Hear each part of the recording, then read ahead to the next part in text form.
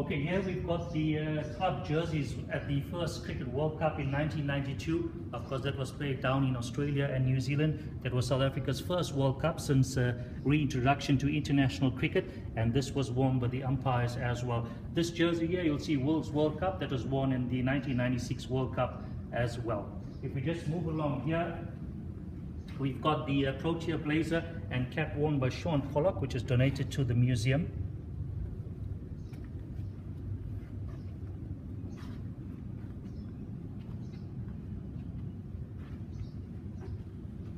Now this is very interesting.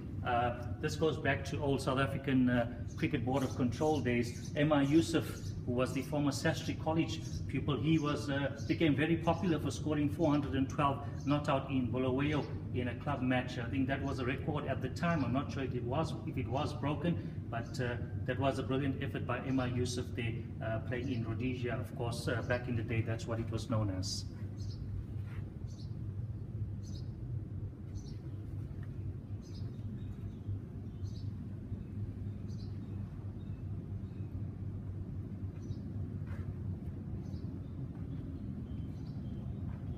Okay, here we've got some of the club pictures. Of course, we've got Kingsmead Cricket Club.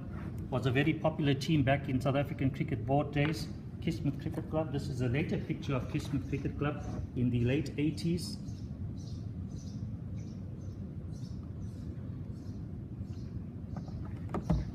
Here we've got a picture of Clarewood School Old Boys, later on became known as Clarewood Old Boys.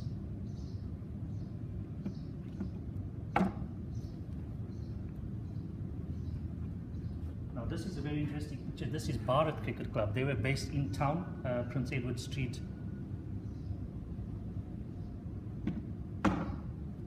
Clare's Cricket Club, they were based in Asheville.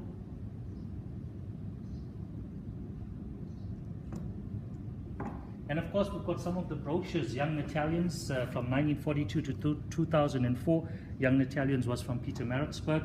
Bharat Cricket Club, of course, I just showed you an old picture of them. Something very interesting here, which if I just browse through some of the pages here, looks very familiar. Now, as a youngster, I used to train with this team, and I just came upon a picture of my brother who played in the second team. So it was quite interesting to see that.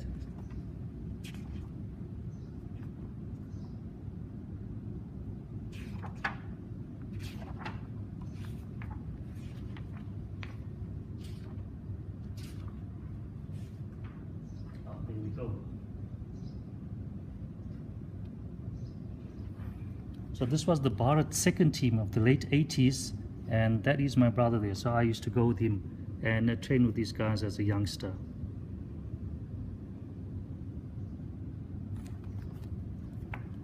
And of course, we've got a brochure from the South African Cricket Board.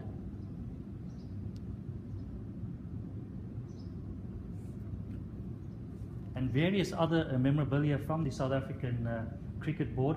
We've got a picture of Krish Macadooch, the late Krish Macadooch. Very quickly, Krish Macadooch was the last president of the South African Cricket Board and the second president of the United Cricket Board of South Africa before he became ambassador to Japan, and he passed away in 2004. He played a huge part in unification talks pre-91, and of course we know what happened post-91. Krish Macadooch was one of the leaders in administration at the time. Now this is a very old scorebook. It's the Natal Indian Cricket Union, and this dates back from the 1953 to the 1960 seasons. So we'll just flip through that very quickly. I'm not sure if you can see much, but there's some very popular names here. G.H. Dokrak, R.V. Bana, E.I. Jiva. These were all great players that played under the banner of the Natal team back in the 50s and 60s.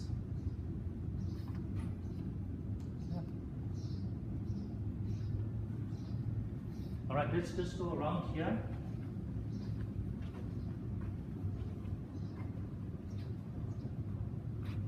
This is a frame from Shaun Pollock when he got his 300 test wicket. It was on the 5th of September 2003. His victim was Michael Vaughan, the former England captain, of course, We know Pollock went to get over 400 test wickets for South Africa, still the leading wicket taker for South Africa in test cricket at the moment. These were all the teams that played in the 1996 World Cup in India. That was South Africa's second World Cup that they took part in post-unification.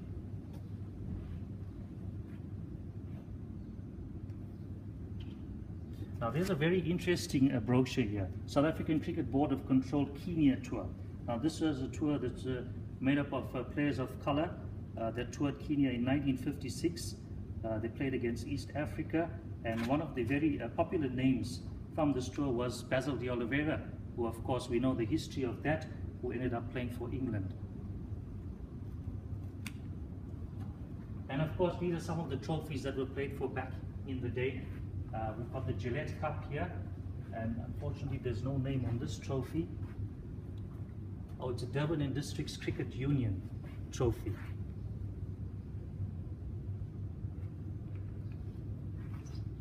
And that's about it from the museum. Just now we'll take a walk to the presidential suite and get some more valuable information from there.